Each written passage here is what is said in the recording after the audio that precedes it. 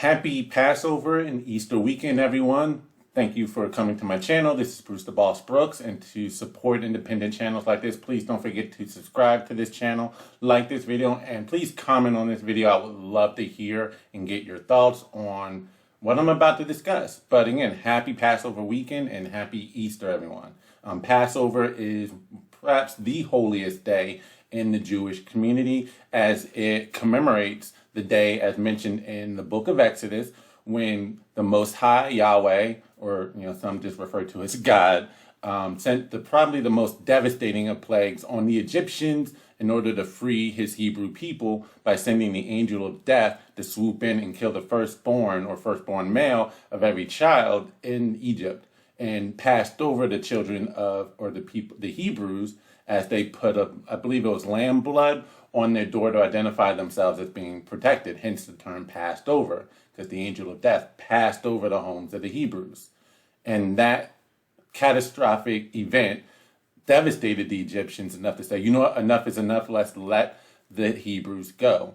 And it commemorates their freedom from oppression. And for the Christian community, it represents the time of Jesus, aka Yeshua ben Yosef's crucifixion, as he was handed over to Pontius Pilate from the temple priest and died for their sins, only to rise from the dead 2 to 3 days later. So this is the holiest weekend for Jews and Christians alike. And one of the things I found troubling this weekend is we're about to watch a couple of clips as the government deems nothing sacred or nothing holy other than their own power and control and thirst for power. So I'm about to play a video. I actually played it yesterday in a video talking about the March to Kill the Bill in London and some of the things that pushed and necessitated the people to protest, and that is the infringement of the government and their infringement on their rights, their basic rights. Here is a basic infringement of your right for assembly and freedom of religion. So you're about to watch some cops interrupt a liturgy service on Good Friday in London. Here we go. Ladies and gentlemen, this gathering is unfortunately unlawful under the coronavirus regulations we have currently. You are not allowed to meet inside with this many people under law. At this moment in time, you need to go home. Failure to comply with this direction to leave and go to your home address ultimately could lead you to be fined £200, or if you fail to give your details, to you being arrested. I suggest, ladies and gentlemen, though it is Good Friday and I appreciate you would like to worship, that this gathering is unlawful, so please may you leave. So apparently nothing is sacred to these governments and these governmental agents, aka these London cops. This also happened over the weekend in Canada. I'll play another video. Although this video, I actually was encouraged because listen to the response from this Polish minister as Canadian police tried to interrupt their Passover ritual rites. So here we go. Immediately get out. Get out of this property immediately. Out. I don't want to hear anything. Out of this property immediately. I don't want to hear a word. Out. Out. Out of this property immediately until you come back with a warrant. Out. Out. Out. Out. Out.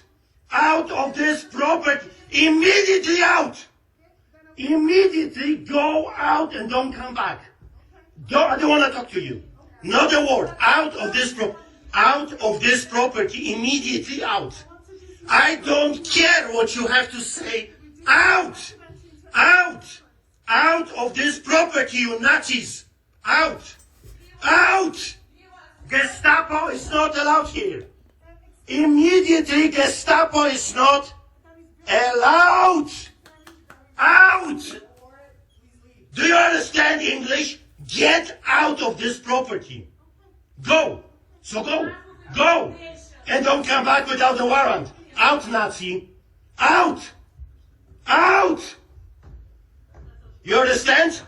Nazis are not welcome here. Out. And don't come back without a warrant. Do not come back without a warrant. You understand that? You're not welcome here. Nazis are not welcome here. Gestapo is not welcome here. Do not come back, you Nazi psychopaths. Unbelievable, sick, evil people. Intimidating people in a church during the Passover. You Gestapo, Nazi, communists, fascists. Don't you dare coming back here. Can you imagine those psychopaths? Passover, the holiest Christian festival in a year, and they're coming to intimidate Christians during the holiest festival? Unbelievable.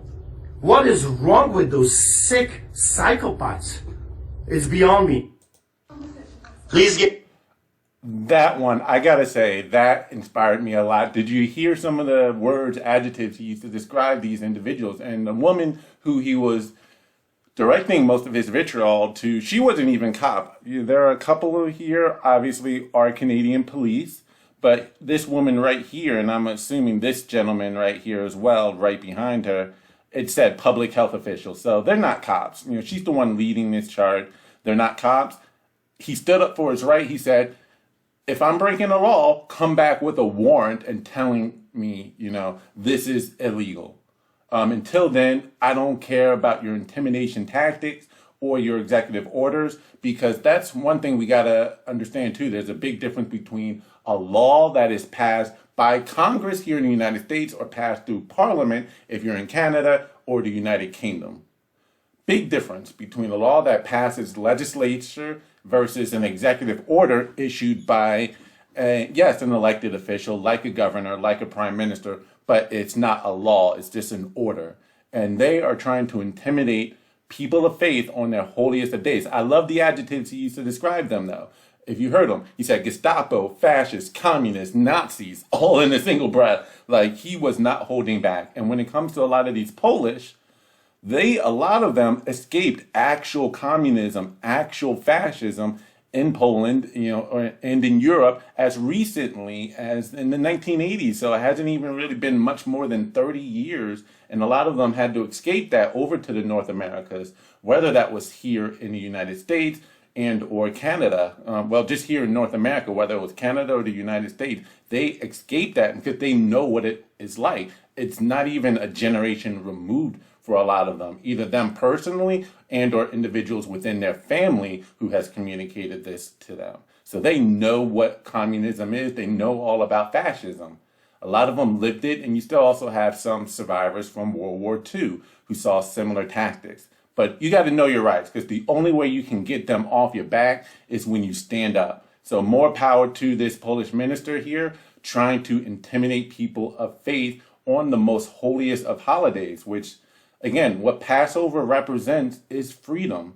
The Hebrews got their freedom from oppression from the Egyptians. And that's one of the reasons why I really think that Yeshua ben Yosef, aka Jesus, was arrested in the first place, because the Romans at the time would have been very nervous to see all of these Hebrews or Jews commencing upon Jerusalem by the hundreds of thousands, if not possibly a million, in this one place, under subjugation, under the oppression of the Roman Empire. There were a lot of people trying to rebel against the Romans at that time, and they had to quash those rebellions. Here you had the holiest of days, and while you had a lot of different splinter groups, activists fighting by themselves against the Roman Empire, here you have a single day where you have all of them coming together, remembering the oppression from the Egyptians. And Romans would have been nervous as heck in Jerusalem about anyone trying to start up trouble, because you have this group of people who are currently under oppression and wanting that freedom, and it could have started up something really bad. And here you have Jesus, who was considered by some to be the Messiah, who would be the true king of the Jews and would free them from their oppression. Well, who's their oppressor? Roman. They didn't want another uprising, so they had to squash any troublemakers as soon as they could. And the temple priests had it good. They were like a lot of politicians living off fat and not wanting to grease the wheels and or trying to cause any trouble. They were rich. They had a lot of power. They didn't want a rebellion because they knew it would end up bad for them politically because they were living fat under the Roman Empire. So sure, they'll want to turn in Jesus as quickly as possible.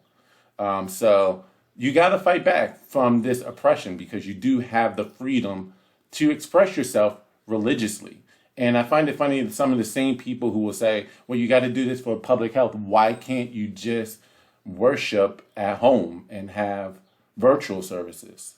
Well, for one thing, not everyone is set up that way. In fact, there was a case in Kentucky just last year where they weren't set up to have virtual services or online service that they can then share on the web for people to listen to. The best that they could do was a radio broadcast on a AM frequency.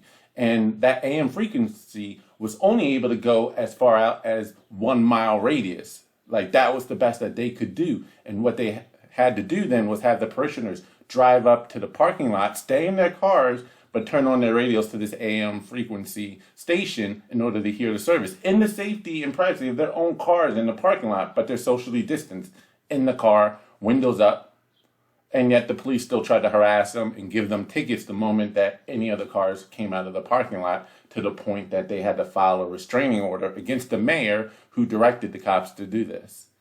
But so not every church is set up to do that.